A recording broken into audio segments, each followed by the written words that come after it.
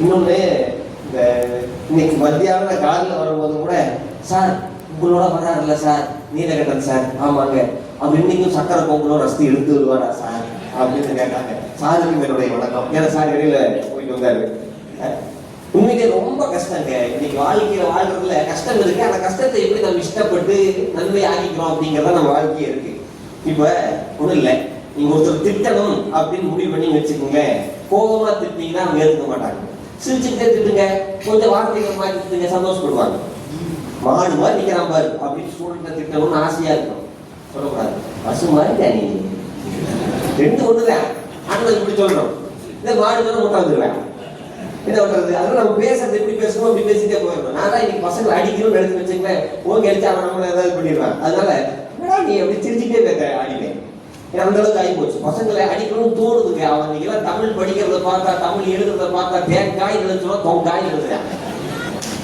எலுமிச்சம்பழம் அப்படிங்கிறத எலுமிச்சம்பழம் எழுதுறாங்க. கொக்குன்னு சொன்னா கெக்குன்னு எழுதுறான். நான் தமிழ் வாத்தியாரா பாடம் நடத்தணும். எங்க சங்கோடியில ஏதாவது சொல்லுவாரு. அப்ப ஒரு காலத்துல தமிழ்நாட்டுல மணிப்புரகால நடைன்னு ஒன்று இருந்துச்சு, சமஸ்கிருதத்தையும் தமிழையும் சேர்த்து சொல்றது. அப்ப ஜீவம் போட்டுருக்காங்க, என்னன்னா எல்லாத்துக்கும் தேவ பியாசம் கொடுக்கணும், உடற்பயிற்சியை கொடுக்கணும் அப்படின்னு சொல்லி. வியாழக்கிழமை தோறும் மாலை 4 மணிக்கு தேகப்பியாசம் வழங்கப்படும். தேகப்பியாசம்னா உடற்பயிற்சின்னு அர்த்தம். தேகப்பியாசம் வழங்கப்படும் அப்படின்னு போட்டுருக்காங்க. நம்ம போய் படிச்சுட்டேன். படிக்க தெரிஞ்ச பசங்க இருந்துருக்குறாங்க. படிச்சுட்டேன். ஒரு நாளைக்கு முன்னாடியே வாத்தியார், ஐயா வணக்கம் ஐயா, சொல்றா ஒரு சந்தேகம் ஐயா. என்ன சந்தேகம்? போர்டில் எழுதி போட்டிருக்கீங்கல்ல? ஆமா, படிச்சேன். சந்தேகம் என்ன சந்தேகம்? டம்ளர் நீங்க தருவீங்களா நாங்க கொண்டு வரணுமா? இந்த இதுக்கு டம்ளர் கொண்டு வரணுமா? நீங்க இல்லை, நீங்க தான் எழுதி போட்டிருக்கீங்க. நான் எழுதி போட்டிருக்கேன், வியாழக்கிழமை தோறும் மாலை 4 மணிக்கு தேங்காய் பாயாசம் வழங்கப்படும். அப்ப அது கூட படிக்க தெரியல, என்ன பண்ண முடியும்? தமிழ் தான் அப்படின்னு இல்லை, இங்கிலீஷ் அதே நிலைமை தான். பாத்தீங்கன்னா இந்த மெனு கார்டு ஒன்று கொடுப்பாங்க இல்லைங்க ஹோட்டல்ல. அது எதுக்கு? ஹோட்டல்ஸ் எல்லாம் நிறைய நடத்துறாங்க, இப்போ எதுக்கே நடத்துறாங்க, லைட் மட்டும் பெருசா போட மாட்டேங்கிறாங்க, 0 வாட்ஸ் மட்டும் போய் போடுறாங்க. உண்மையிலே சார் எல்லா பக்கம் அப்படிதான் இருக்கு. படிக்க தெரியாம அதுலயும் நம்ம போய் பசிக்குதுன்னு கொடுத்தா அங்க ஒரு புக்கை கொடுத்து படிக்க சொல்றாங்க இல்லைங்களா? அதுல நம்மள மாதிரி தமிழும் தெரியாது, இங்கிலீஷ் தெரியாத வேணாலும் போய் உட்காந்தா அது படிக்க தெரியல. அன்னைக்கு என்னோட ஸ்டூடெண்ட் நானும் போய் உட்காந்துட்டு இருக்கா, இங்கிலீஷ் நமக்கு தெரியாதுங்கிறான், அவங்க தள்ளி விட்டேன். அவன் படிக்கிறான்னு சொல்லி படிக்க திருப்பி வெங்கையா முட்டை ஏப்பம்னு படிக்கிறான். வெங்கையா முட்டை ஏப்பம்னா வெங்காயம் ஊத்தாப்பம். ஆனா அவனுக்கு படிக்க தெரியாது, வெங்கையா முட்டை ஏப்பம் படிக்கிறான். இப்படி எல்லாம் இருக்கு. இப்படி எல்லாம் படிக்கிறாங்களே, அவங்களை அடிக்கலாமா அப்படின்னு பார்த்தா முறைச்சு கூட பார்க்க கூடாது. உண்மை இல்லைங்களா? இன்னைக்கு பசங்களை பார்த்தப்பே ஜிம்முக்கு போய் பாடி பில்டர்ஸா இருக்காங்க. நானும் போறேன், ஜிம்முக்கு போனேன், நிஜமா அங்க போனேன். அங்க போனா பீஸை கட்டினேன். பீஸை கட்டிட்டு என்ன வேலை செய்ய சொல்றாங்க, அதை தூக்கு, இதை தூக்கு, அது கண்டவையா. நான் சொன்னேன், பீஸை கட்டிட்டு நீ பார்த்து வேலை செய்யும். ஓரமா வந்து பாக்குறேன், பணத்தையும் தானே வேலை செய்யணும்னா அப்படின்னு. உண்மையில கஷ்டம் தானுங்க. அந்த எங்க பசங்க நடந்து போகும்போது இந்த ஜிம்முக்கு போறவங்களை பார்த்துருக்கீங்களா? ஜிம்முக்கு போகும்போது இயல்பா நடந்து போறவங்களை போக மாட்டாங்க. இந்த கல்யாண வீட்டுல சாம்பார் பக்கிட்ட 2 கையில தூக்கிட்டு இப்படி நடந்து போவாங்கல்ல, அதே மாதிரி தான் போவாங்க. அதனால அங்க பார்த்தா சோத்தாலே இவங்க மாதிரி இருக்கானுங்க, நான் சோத்துக்கு ஏற்கிற மாதிரி இருக்கிறேன், இருக்குடா ஊருக்கு அப்படின்னு சொல்லி திட்டுறது கிடையாது. அதுக்கு பார்த்துக்கிட்டு இடையே ஒரு வீடியோ வந்துச்சு இன்ஸ்டாகிராம்ல. இந்த தெலுங்கானாவிலயோ இங்கே ஒரு பையன், ஸ்கூல் பையங்க, 4 வாத்தியார் இருக்காங்க, 4 ஸ்டூடெண்ட் இருக்காங்க, ஓகே வைத்துட்டே கொடுக்குறாங்க. யாரு? வாத்தியாரு.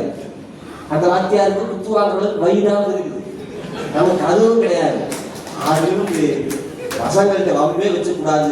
போனா கூப்பிட்டு குட் மார்னிங் சொல்லிடுறேன், தம்பி எதுக்கு வம்பு அப்படின்னு. அப்படி ஆகி போச்சுங்க. காலேஜ்ல இப்படி, ஸ்கூல் அதுக்கு மேல. ஸ்கூல் குழந்தைங்களை சமாளிக்கிற மாதிரி பெரிய விஷயம் எதுவுமே கிடையாதுங்க.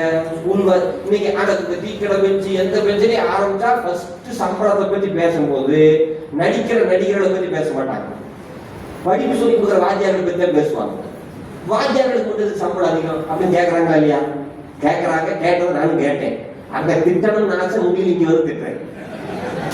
உண்மையாக அந்த குழந்தைகளை சமாளிக்கிறது, அந்த எல்கேஜி, யூகேஜி, ப்ரீகேஜி, அந்த குழந்தைகள்லாம் சமாளிக்கிறது ரொம்ப கஷ்டம். நான் ஒரு ஸ்கூல்ல இந்த கேஜி செக்ஷனுக்கு ஹெட்டா இருந்தேன், பிஹெச்டி பண்ண காலத்துல. பண்ணிட்டு இருக்கும்போது அந்த குழந்தைகளை சமாளிக்கிறது ரொம்ப கஷ்டம். ஒரு மிஸ் என்ன பண்ணாங்க, டீச்சர் என்ன சொன்னாங்க, சார் கொஞ்சம் பாத்தீங்க சார், ஒரு போன் பேசிட்டாங்கம்மா. அப்பன்னு பார்த்து நீங்க ஸ்கூல்ல ஒரு பெல் அடிச்சாங்க. என்ன பெல்லு அப்படின்னு கேட்டா, இந்த ஸ்நாக்ஸ் சாப்பிட்றதுக்குன்னு அந்த பெல் ஆகும், சரிங்களா?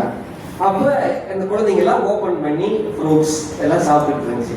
நான் சின்ன பையன் தானே, ஒரு குழந்தை குடும்பம் நான் ஓபன் பண்ணி தர்றேன், நீங்க யோசிக்காதீங்க என்ன ஓபன் பண்ணி தர்றேன். பார்த்தேன் அப்படியே மாங்காய் மல்கோவா மாம்பழத்தை தூளை சீவி அழகழகா சின்ன சின்னதா கட் பண்ணி அவங்க அம்மா போட்டு கொடுத்துருக்காங்க. யாருக்காக நிச்சயம் ஊருமா இல்லையா?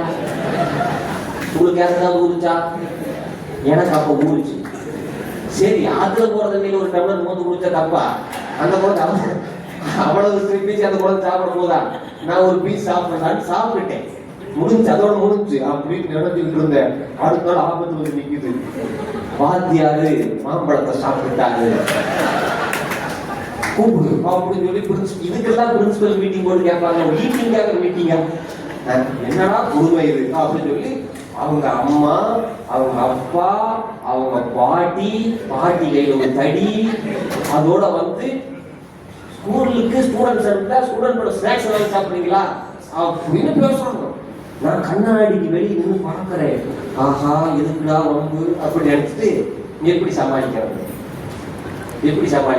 சரி சமாளிப்ப உள்ள போய் என்னங்க அந்த குழந்தைக்கு டேபிள் மேனர்ஸ் என்னன்னு தெரியல, எப்படி சாப்பிடணும்னு சொல்லி கொடுத்தேன். சும்மா சாப்பிடுறேன், புரியுதுங்களா? இதுக்கு எடுத்தாலும் எதிர்த்து பேசிட்டு வந்துருக்கீங்களா அப்படின்னு. அதனால வாத்தியார் தொழில கஷ்டங்கள் இருக்கு, அதை எப்படி பார்க்கணும்? அந்த ஸ்நாக்ஸ் வந்து நாமளும் வாங்கி சாப்பிடலாம், ஆனால் அதை சமாளிபிகேஷன் வகையில சமாளிச்சுட்டு போகணும் தான் தேவை. அதையும் தாண்டி வாழ்க்கையில் இப்போ ஒவ்வொன்றும் போயிட்டே இருக்கணும். இந்த இப்படியே போயிட்டு இருக்கிற போது இன்னைக்கு கல்யாணம் ஆகணும் அப்படின்னு நான் நினைச்சேன். கல்யாணம் ஆகணும் என்ன ஆகணும்? என்ன வேணும்? 5 டிஜிட்ல சம்பளம் வேணும், 4 வீலர் கார் வேணும், 3 BHK வீடு வேணும், அப்பா அம்மா 2 பேரும் கூட இருக்கக்கூடாது, நம்ம மட்டும்தான் தனியா இருக்கணும், அவங்க 30 வயசுக்குள்ள இல்லாம பண்ணிருக்கணும், மண்டையில முடியும் இருக்கணும். எப்படிங்க முடியும்? ஆண்டவனாடி கூட முடியாது. அப்படி வேலையை தேட போறான்னு ஒரு வேலைக்கு போனா அங்க ஒரு ஆபீஸ்ல ஒருத்தர் சொல்றாரு, என்ன சொல்றாரு, வழியெல்லாம் எப்படி வசதமா மாத்திக்கணும்னு சொல்றேன். போகும்போது அந்த ஆபீசர் சொல்றாரு, இப்பா இன்டர்வியூக்கு வந்துட்டேன், ஆனா இங்க இருக்கிற எல்லா எம்ப்ளாயிஸையும் எல்லா வேலைக்காரங்களையும் உன்னால சமாளிக்க முடியாதுப்பா, சமாளிக்கிறது ரொம்ப கஷ்டம்ப்பா. எப்படி சார் சொல்றீங்க? ஆமா சார், அவங்க ரொம்ப கராரா இருப்பாங்க, அதனால பண்ண முடியாது, அவங்க சமாளிக்க முடியாது. நான் சமாளிச்சிருக்கேன் சார். எப்படிப்பா சமாளிப்பேன்?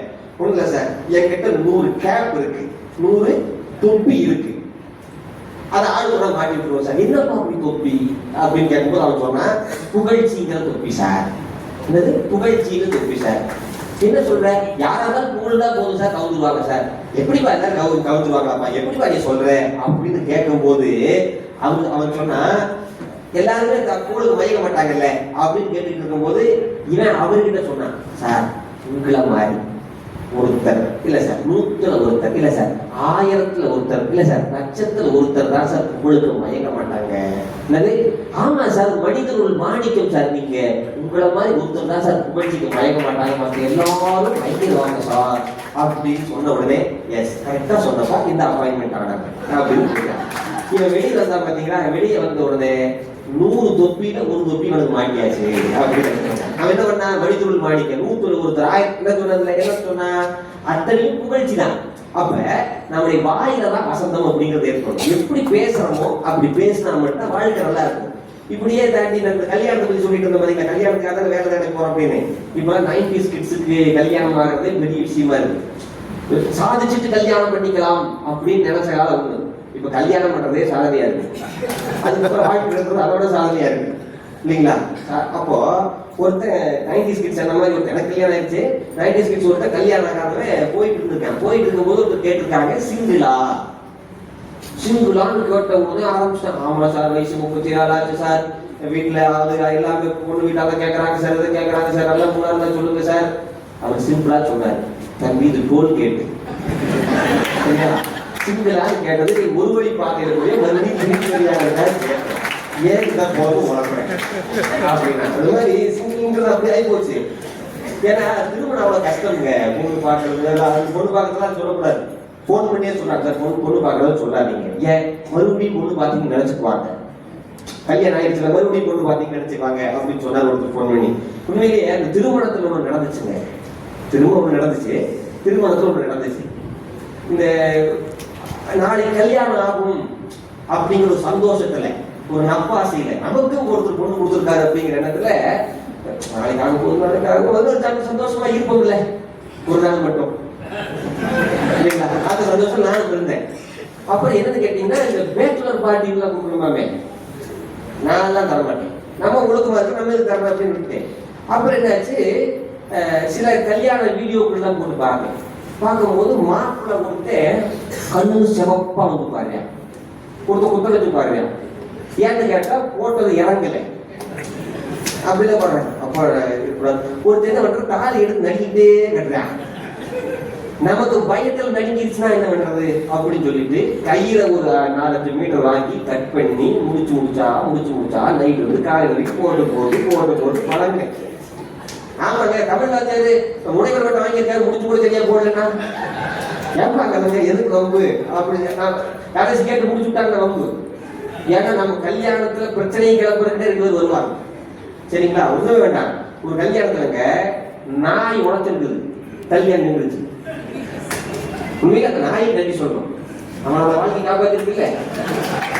ஆமாங்க, ஒரு வீட்டுல நாய் வளர்த்துருக்காங்க, அந்த பொண்ணு வீட்டுல நாய் வளர்த்துருக்காங்க.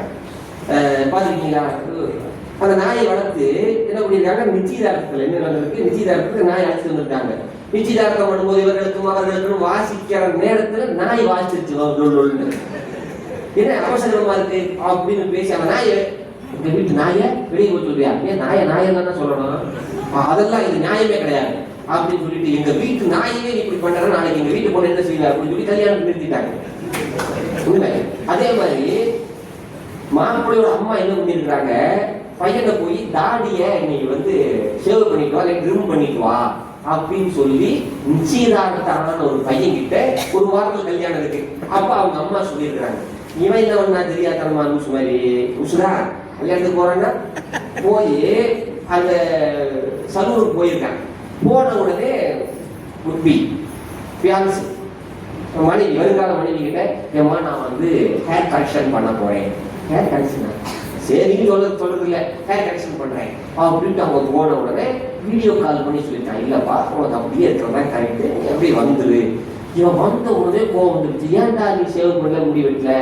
இவன் சொல்லியிருக்கான், இல்ல அந்த கடையில சொன்னாங்க அப்படின்னு சொல்லியிருக்கான். சொல்லல, உங்களோட மருமக தான் அப்படி சொன்னான்.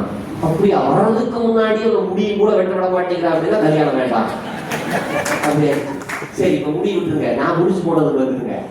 முடிச்செல்லாம் போட்டு பார்த்து நைட்டுலாம் அந்த பயிற்சி எடுக்கிறேன், முடிச்சு போடுறது எல்லாம் பயிற்சி எடுத்துட்டு காலையில பொண்ணு வருது. பொண்ணு வரும்போது பொண்ணுல எப்படிங்க பண்ண, மகனே வருது மகனே வா வா அப்படி பாட்டு போட்டு 2 பக்கம் 2 பேர் பெண் தோணிகள் பிடிச்சு மெதுவா வண்ண சீரடி மண்மகள் அறிந்துகள் அப்படின்னு மெதுவா வருவாங்கன்னு பார்த்தா டான்ஸ் ஆடிட்டு வர்றாங்க. அப்பவே அப்பா டான்ஸ் ஆடி நம்ம நினைச்சிருக்கோம், நினைக்கல ஏதோ ஒன்று கேட்டுட்டு துணியா அப்படின்னு வந்து உட்கார்ந்ததுக்கு அப்புறம் நம்ம பழைய படங்கள்ல பார்த்துட்டு பிள்ளைங்க இப்படியே அப்படியே முகம் விட்டா விட்டல போகும். அவருக்காக சைக்கிள் ஸ்டாண்ட் போட்டு இப்படி தூக்குவாங்க, பாத்துக்கிட்டீங்களா? அந்த மாதிரி நடக்கும் பார்த்தேன். நம்மால் நிபுணத்தை நன்னடையும் நேர்கொண்ட பார்வையும் நிபுணத்தை ஞான செலுத்தும் இப்படி நிப்பாட்டு இருந்தாங்க. சரி அப்படின்னு சொல்லி போட்டு தாலியை கொடுத்தாரு ஐயர். தாலியை வாங்கி கட்டலான்னு கொண்டு போய் பின்னாடிதான் கொண்டு போனேன். அங்க பெட்டி மேடம் நாங்க அச்சதையை தூக்குனாங்க. ஃபிராக்ஷன் ஆஃப் செகண்ட் தாலி கட்டி இருக்கு, நான் கட்டல. என்னடான்னு பார்த்தா பின்னாடி எங்க அக்கா தங்கச்சி இருக்காங்க, அவங்க முடிச்சு போட்டோம், நம்ம ஒரு முடிச்சு போட்டோம், அவங்க 2 முடிச்சு போட்டோம் அப்படின்னு சொல்லுவாங்க. முடிச்சு போட்டாங்க. எங்க அப்பா ஓரமா அப்பாவி மாதிரி இருந்தார், உண்மையில அப்பாவிதான் இருந்தாரு. அப்பா அங்க வாப்பா, என்னடா பா தாலி கட்ட பாரு, 14 லட்சம் ரூபாய் செலவு, 4 லட்சம் ரூபாய் பொண்ணு பாக்குறது, எல்லாம் பண்ணிட்டு 20 லட்சம் ரூபாய் செலவு. கம்முன்னு வாயை மூடிட்டு நீதான் கட்டணம் ஒத்துக்கோன்னு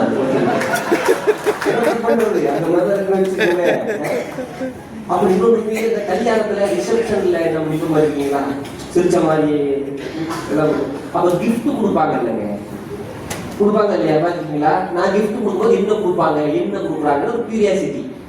ஓபன் பண்ணி பார்த்ததுக்கு அப்புறம் எனக்கு வந்து 640 கிஃப்ட்ல 610 கிஃப்ட் ஹாட் பாக்ஸ். ஏன்னு கேட்டா நம்ம சுடுசோறு திங்க மாட்டோம் அப்படின்னு அவங்க முடிவு பண்ணிட்டாங்க.